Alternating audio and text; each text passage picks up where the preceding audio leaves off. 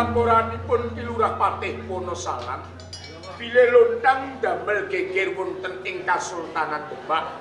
Sedaya para nayaka lan kawula wonten ing Demak menikus kawon kalian lontang. Mila kanthi menika Kanjeng Sunan Kalijaga. Dika ingsun rawuhaken wonten ing Pendhapi Agung Kasultanan Demak.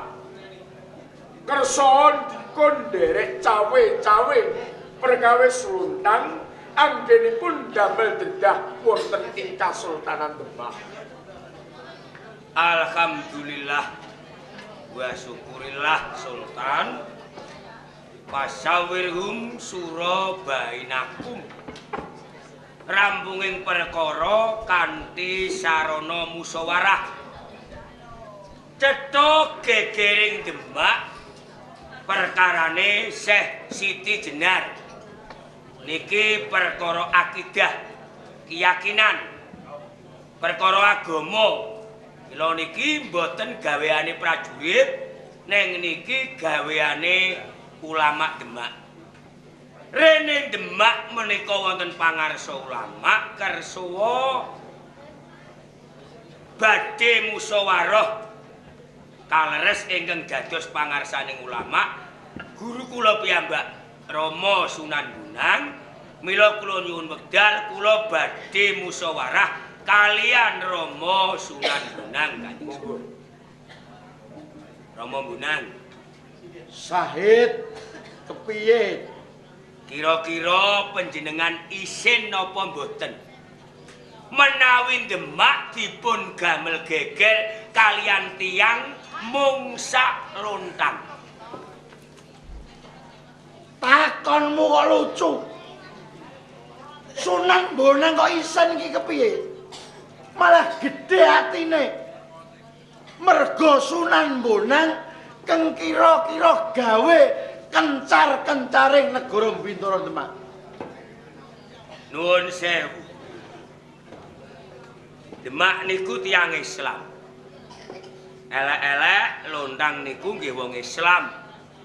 Dawuhe Kanjeng Nabi, innamal mu'minuna ikhwatun fa aslihu baina akhawaikum. Mukmin muslim niku sedulur.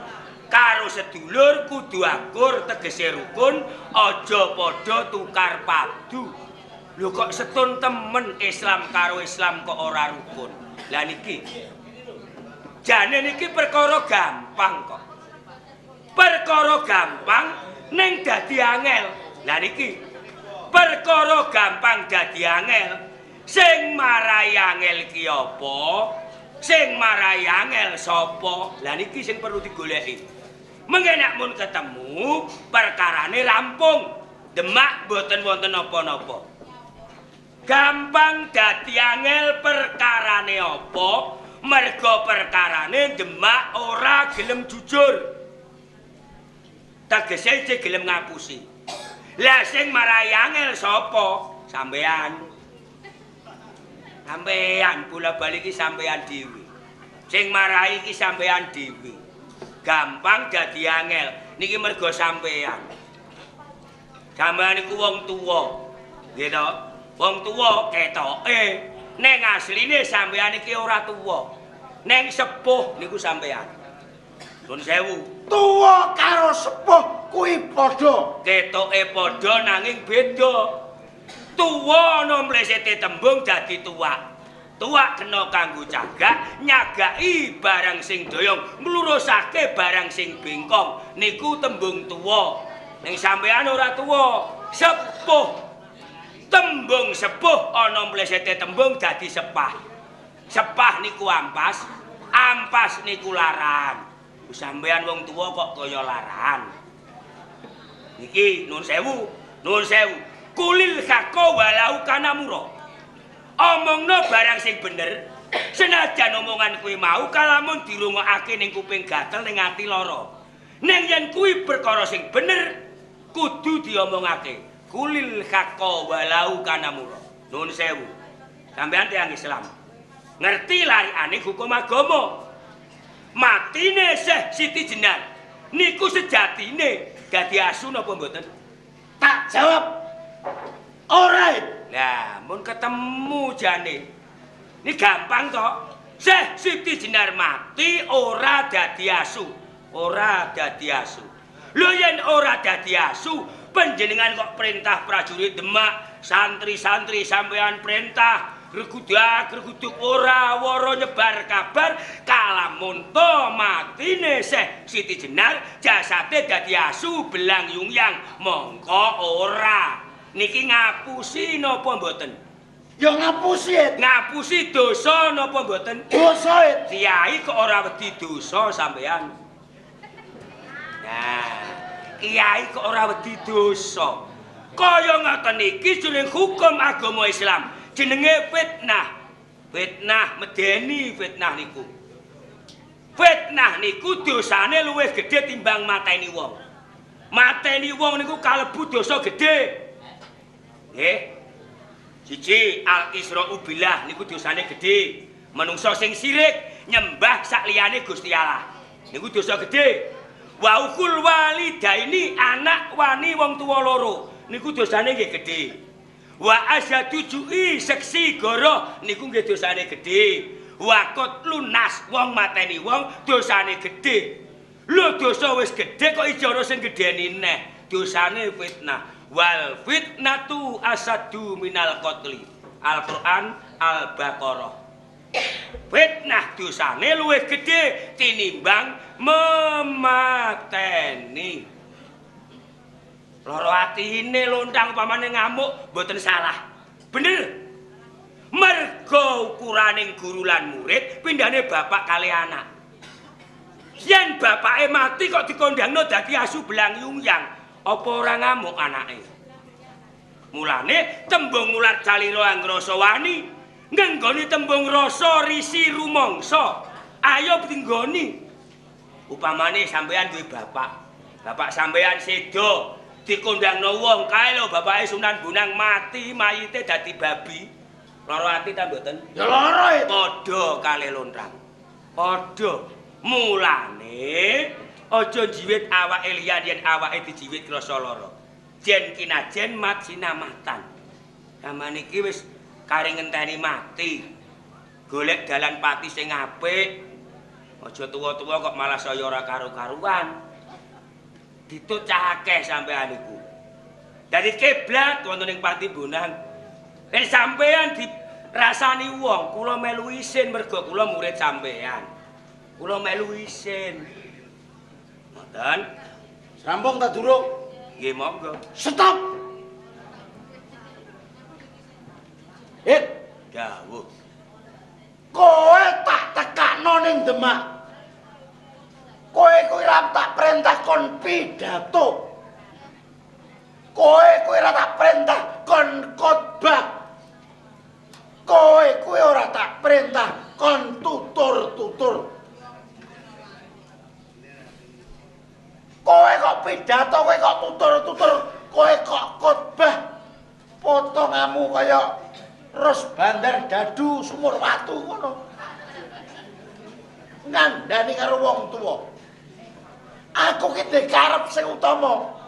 Aku ki ndek gegayuhan kang luhur. Arep njunjung derajatmu. Arep njunjung derajating para wali-wali. Karepku yen Siti Jenar tak warak-warake dadi asu. Murid-muridé ben do minggat. Ora nyecep karo kawure Siti Jenar. Murid-muridé Siti Jenar ben do ngaleh ngaji ning Bonang. Do ngaleh ngaji ning Panti Kudus. Do ngaleh ngaji ning Kadilangu. Lho, tak tambah omsetmu to. Ya apa ora? Jawab. Kanthi dalan elek-elek Siti Jenar. Lho wong kok seneng elek-elek wong sampean. Apa sampean mesti apik?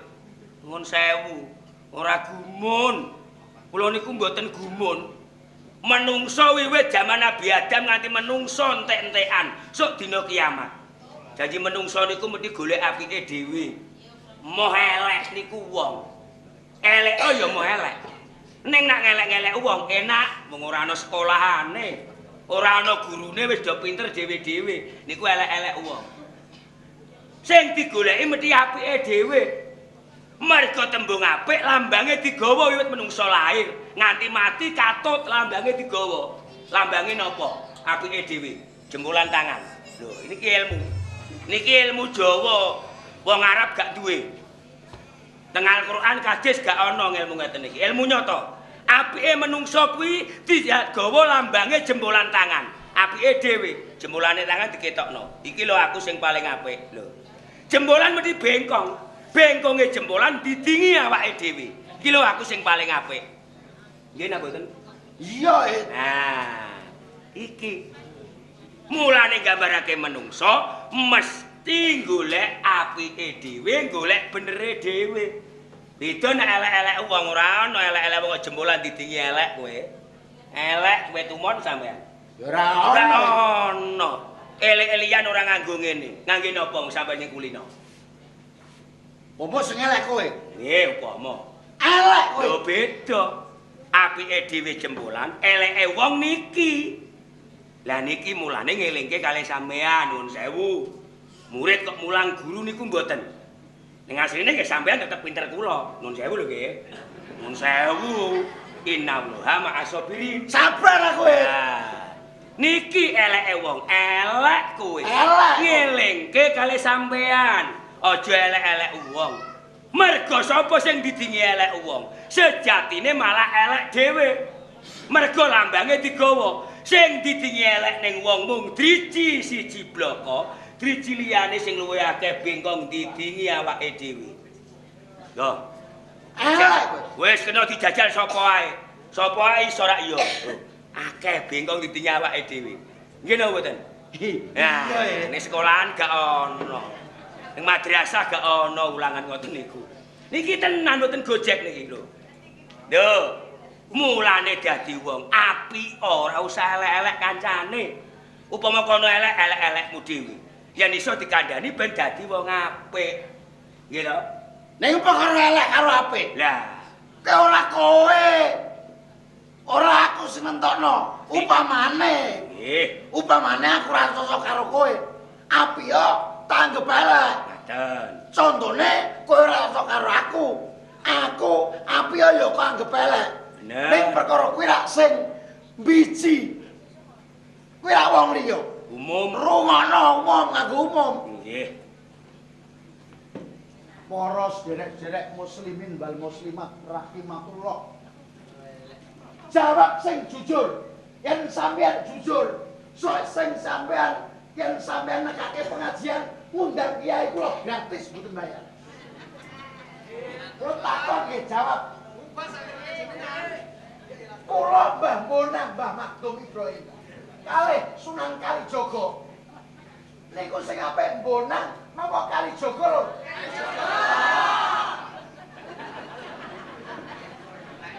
Bonang napa Kalijaga lho? Wong bedine nak ngejak rukun.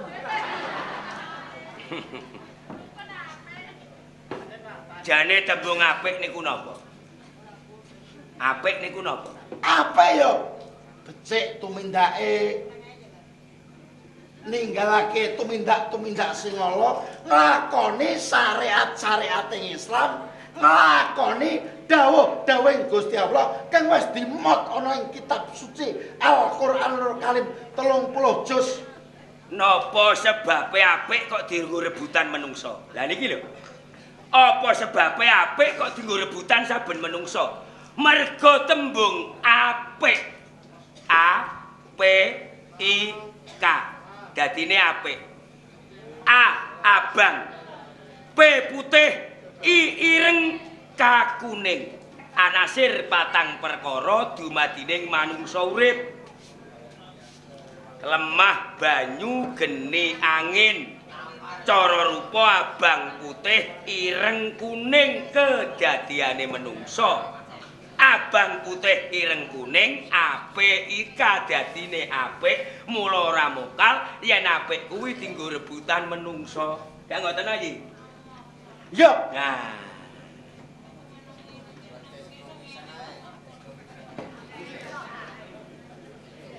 Pripun?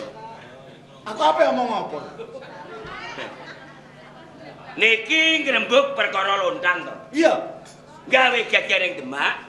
Perkarane Syekh Siti Jenar mati dadi asu belang uyang. Sampeyan karepe elek-elek Syekh Siti Jenar, mergo Syekh Siti Jenar dilut makrifatura. Dianggep iki agama anyar cak ngoten. Yen ana agama anyar ngrusak agama Islam Demak. Ampun ngoten. Nalika Nabi Muhammad niku sakaratul maut badhe sedo titip peling ninggal wasiat. Sabdo besok kalamun aku wis kapundhut Islam bakal pecah dadi 73 golongan. Niku Islam pecahe dadi 73 golongan. Sing 70 neraka iki salah, 72 salah. Sing siji iki sing bener. Nanging Kanjeng Nabi ora nduduhake sing siji ku sing ndi. Mulane nganti saiki digawe bingung. Kabeh-kabeh padha ngaku bener. Islam nak ning mriki Nuswantara mung pinten? Muhammadiyah, NU. Duh kathah. Asline teng tanah suci Arab luwih akeh. Mergo 73 golongan. Lah sing bener sing ndi? Lah menungso sing bener ya agamane dhewe. Wong Islam ora ana agama bener yen ora Islam. Iki yen wong Islam sing ngomong, nggih to? Iya. Upamane wong Buddha sing ngomong, ora ana agama bener yen ora agama Buddha, kira mboten. Iya. Mulane agama niku ora kena dienggo udur. Endi sing bener, endi sing salah. Wallahu alam. Cara cah main bal-balan ora ana wasite, gak ana. Gak ana. Cara cah sekolah ora ana jurine sing tukang biji, gak ana. Wallahu alam. Gusti Allah piyambak. Mulane la ikraha fiddin. Ora ana peksan jroning agama, tutuke lakum dinukum waliyadin. Kanggomu agamamu, kanggoku agamaku. Menungsane padha perkara agama beda ora apa-apa. Ora apa-apa. Sing penting ayo nggalang karukunan antaraning manungsa, memayu hayuning sasama, memayu hayuning bawana. Ngaten to iki. Hit. Aku ki jane wis suwe. Jane kowe iki tak ancam. Ning iki mumpung ketemu, Hit.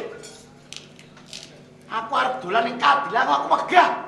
Dalan sing mlebu pondok pesantren. Pendong. Dalan kuwi elek. Aku megah. Iki mumpung ketemu ning Demak. Ben ditekseni karo kadangku Murtosiah karo Kanjeng Sultan. Kowe kuwi wit gedang woh pakel. Omongmu gampang ning nglakoni angel. Angel.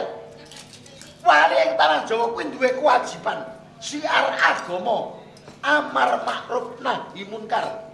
Ajak-ajak tumindak sing apik, nduwa tumindak kengolo.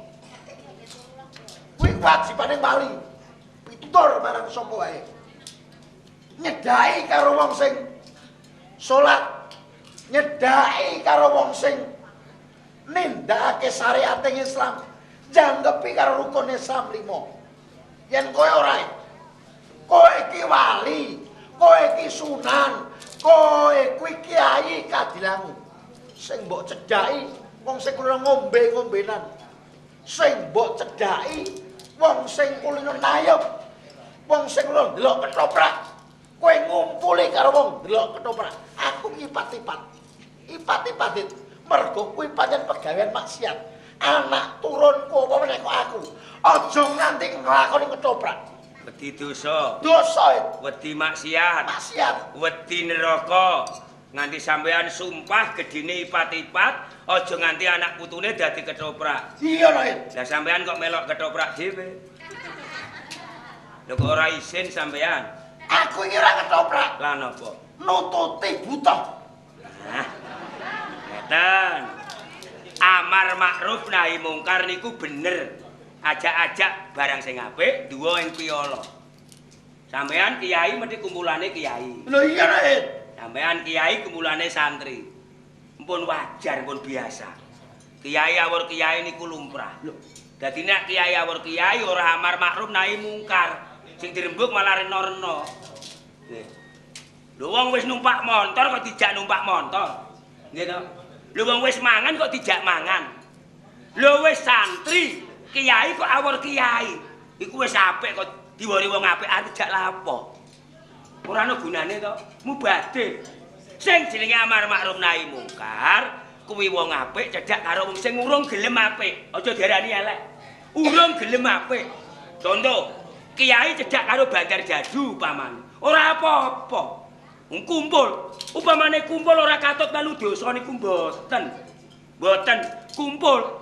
Lah nek gelem kumpul ngeten iki ora elek, malah apik. Merga wong apik kumpul karo wong sing urung gelem apik, nindakake amar ma'ruf nahi mungkar, tutur-tutur. Aja ngono ah. Ngene iki elek. Ngene iki ora bener, ngene iki ngrugekno keluarga. Upamane kowe ngene dak ya malah apik. Alhamdulillah delalahe ditutur sedina-dina, kira gelem sesuk ora gelem sesuke gelem, pungkasane sadar alhamdulillah. Ninggalake sing elek, katut dadi sing apik. Amar ma'ruf nahi mungkar. Nek sampean kiai kok bendina awor kiai. Dadi sampean iki kiai sing keset. Ora gelem amar ma'ruf nahi mungkar, nggih to? Moh tutur-tutur. Enak sampean jagungan karo kiai kesel turu. Tangi turu jajan. Jajan ora duwike dhewe. Duit kotak amal dicipuk nggo jajan. Duwike sinten? Nah, mboten gathuk ngoten niku. Nah, mulane perkara ngeten iki murih enggal rampung. Merga kula ditimbali niki dijak rembugan bendang rampung. Nak do manut kalih kula niki rak kira-kira cocok. Sing ngrampungi mboten sinten-sinten. Sing ngrampungi sampean. Loh, sampean yen gelem tindak ning Semarang, mengko yen wis ketemu lontang, panjenengan cerita apa anane. Blak kotang terus terang, jujur. Angka loro, sampean njaluk ngapura kalih lontang. Nggih. Sampean nek ora wani tak terno. Lontang niku dulur kula. Aku marane Semarang njaluk ngapura. Nggih. Wah, bensin oi. Pripun? Bensin. Bensin pripun? Isen lho isen. Oh, isin. Gengsi nganti bensin. Tembung isin, nuwun sewu. Mergo niki jumbuh karo caritane dadi ya memang omongane akeh. Dadi omongane akeh crita niki. Nggih. Pakeh langen sing digawe njaluk omongane akeh. Omongane akeh, mengenai omongane akeh sampean pakanane ben akeh. Nggih. Isin, nek iso wong iki aja isin. Isin iki ora isi. Yo, isin ora isi. Contoh, isin iso kesasar, ora roh dalane mau takok. Mergo isin kesasar. Nggih to. Lah ana tembung isin ora iso munggah swarga. Niku ana. Mulane sampean aja isin. Mundak ora iso munggah swarga. Isin ora iso munggah swarga, kecemplung neraka niku enten. Wah, perkara isen kok ora iso munggah swarga kecemplung neraka. Ya ora ono lho. Wah, sampean iki ora tau ngaji kadis kok. Nun sewu. Isin ora iso munggah swarga. Sopo? Abu Thalib. Abu Thalib niku sinten? Pak Li'e Nabi Muhammad. Oh, Pak Li'e nalika Abu Thalib gerah lara nemen ditiliki karo Nabi Muhammad. Ngendikane Kanjeng Nabi paman Abu Thalib, sakderenge panjenengan seda mugi kersa maos syahadatain, syahadat loro, syahadat tauhid, syahadat rasul. Asyhadu alla ilaha illallah wa asyhadu anna Muhammadar Rasulullah. Menawi panjenengan kersa maos syahadat loro, kula tanggung jawab, kula jamin mlebu swarga selamat saking neraka. Ning ngendikane Nabi Muhammad. Jawabane Abu Thalib pripun? Aku isin, Mat. Lho, jawabane isin. Aku syahadat loro moh yen siji gelem ngakoni Gusti Allah, aku gelem. Ning ngakoni kowe nabi utusane Gusti Allah, aku moh. Mergo aku wong tuwa, aku lekmu. Kowe iki tuwa aku isin. Pungkasane mati gledak syahadate ganjil ora genep. Niku Abu Thalib. Mergo syahadate ora genep, urung iso darani wong Islam. Nabi kuwatir ora ruwung pamane bakal cemplung neraka. Lah Kanjeng Nabi Muhammad. Nah, cerita, lah niki cerita. Percaya ya iman, ora percaya ora iman. Mergo cerita hadis niki nyata. Zaman cilik-cilikan kula nalika kula ngaji. Kacarita Idu utawi kecoh, tembung kasarane idu. Idune Kanjeng Nabi Muhammad niku ora tedas kali geni neraka niku ora tedas. Kacarita Islam niku. Idune Nabi Muhammad iki ora iso kobong geni neraka. Niku cerita Islam.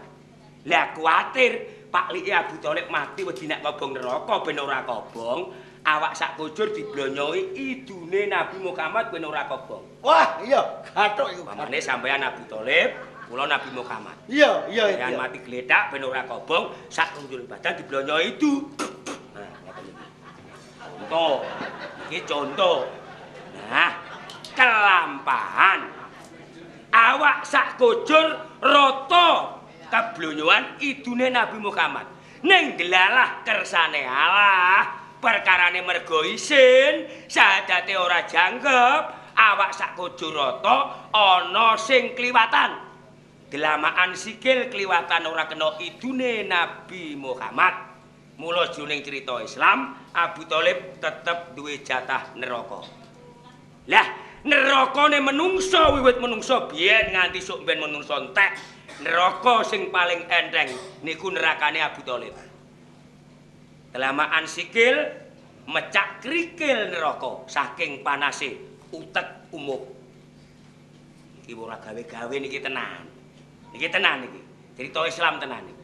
Ning Bonang dudu Abu Thalib.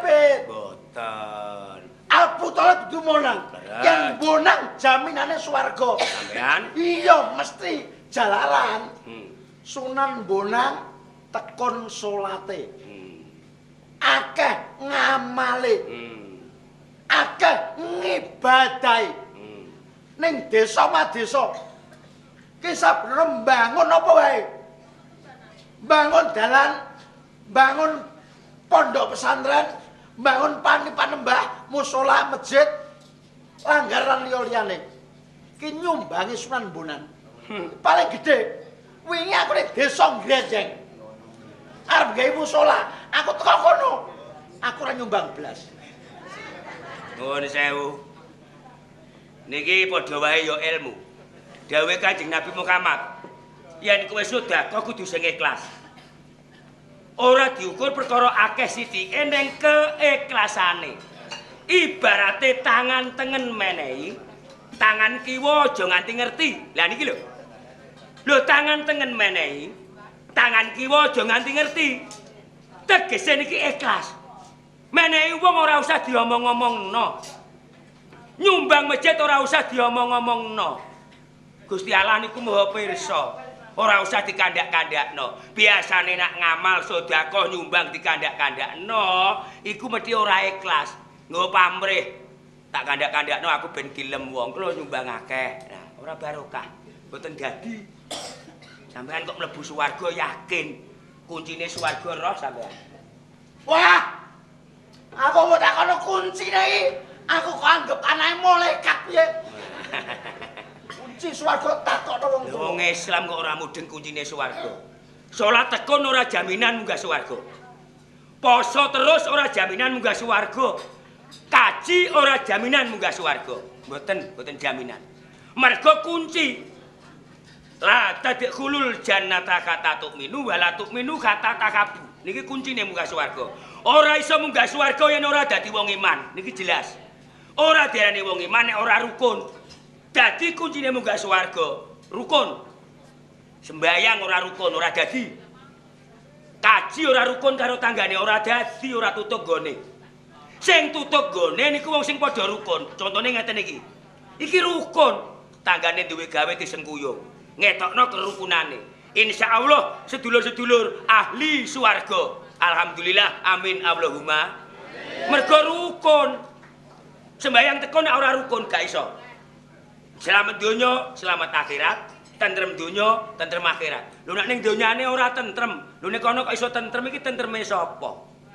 Lho sampeyan kulino sembayang salat munggah kaji senengane tukaran.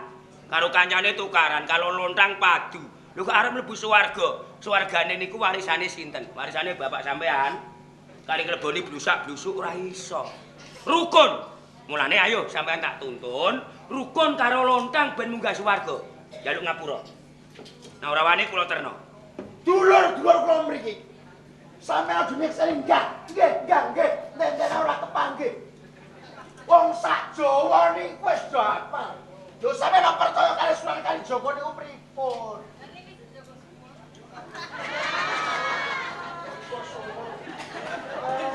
Wangi Kalijaga sajak lagi. Sajak lah. Lagu wangi kok tenanan. Wangi aku lho. Sing dulur ning bedinge. Iki lho bojone yang nikah. Kok dulur lanang. Niki sejarah mon dapal. Biyen niku maling, berandal, ngerugekke wong. Sampe percaya kudu percaya kali Mbah Bona. Yen yo, yen ora yo ora.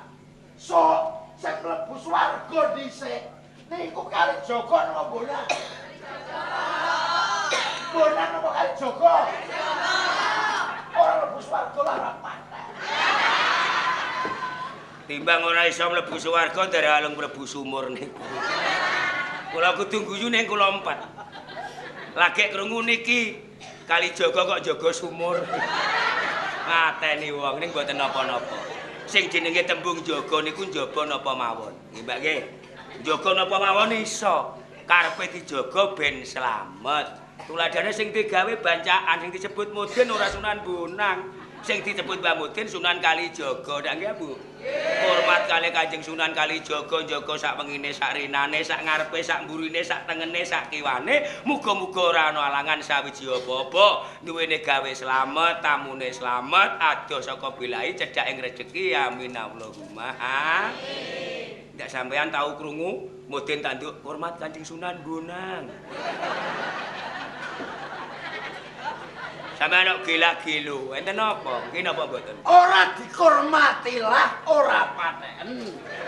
Ning sing jaga sumur pitutu kowe. Sing jaga sumur kuwi dudu Sunan Kalijaga ning Pak Tong Gembeh. Monggo kula dherekaken wonten ing Semarang. Moe, Menapa sareng kalian Kanjeng Sultan sesarengan? wah, wirang kok tak dedel. Nggih mboten rampung perkawis menika. Ya rampung, It. Kula mboten saguh. Nak carane ngeten iki mboten saguh. Sing ngrampunge kudu kowe. Mergo kowe sing luwih enom. Mergo kowe sing luwih cedhak karo lontang saka Semarang. Mboten.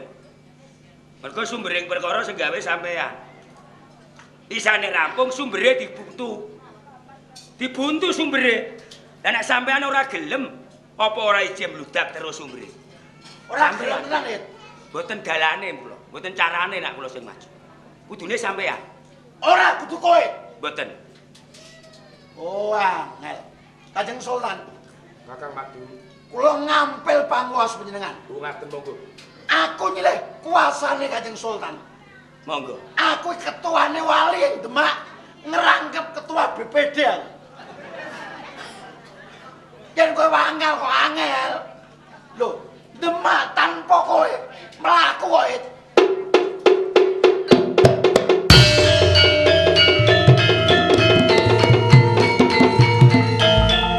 Kau kowe kena omongane ketua BPD Bedinge. Dipecat. Lagi tumon iki Kiai bantah kalah kok mecati kancane. Ora urusan ah. Mboten napa-napa. Mergo kula dipecat, jatah bayaran nganggur. Ampun paringke sinten-sinten. Dobelke kali Rama Bonang. Kowe kok pinter e. Ah, tuwa-tuwa ben ora nyambut gawe abot, kayane akeh, duwite saya tambah akeh. Mergo niki butuh celeng-celeng mengko nek duwite kathah kersane nggih nyicil tumbas mori. Kan? Omong apa? Mergo kula wis ora kanggo, kula tak balik teng Kadilangu sing ampun cilik ati. Innamal yusri yusra. Menungso urip ora iso nyelaki tembung loro. Rina wengi lanang wadon ala becik. Yusri yusra. Peteng padang. Dereng wayahe padang niki. Mergo niki sing marai peteng. Assalamualaikum. Waalaikumsalam. Assalamualaikum. Assalamualaikum. Waalaikumsalam. Assalamualaikum. Waalaikumsalam. It. Ulu Bani Adam kotoun. Wa khairu qata'una tawabun. Iya. Anak Adam dununge salah. Wong sing salah niku luwih apik njaluk ngapura. Menawi kula lepat kula nyuwun ngapura. Mergo napa? Mergo napa? Wong tuwa niku salah njaluk bener. Cah nom bener tetep salah. Mergo kula sing kapernah nom, kula tak sing njaluk ngapura. Gusti Allah Taala. Gusti Allah niku Maha Welas, Maha Asih, Rahman Rahim, Maha Ngapura, Ghafurun Halim. Assalamualaikum. Waalaikumsalam. Assalamualaikum. Waalaikumsalam, Mit. Assalamualaikum. Waalaikumsalam. Napa? Salaman kaya wong-wong lho, Mit. Napa? Salaman. Salaman. Sok bodho mawon nggih, salaman.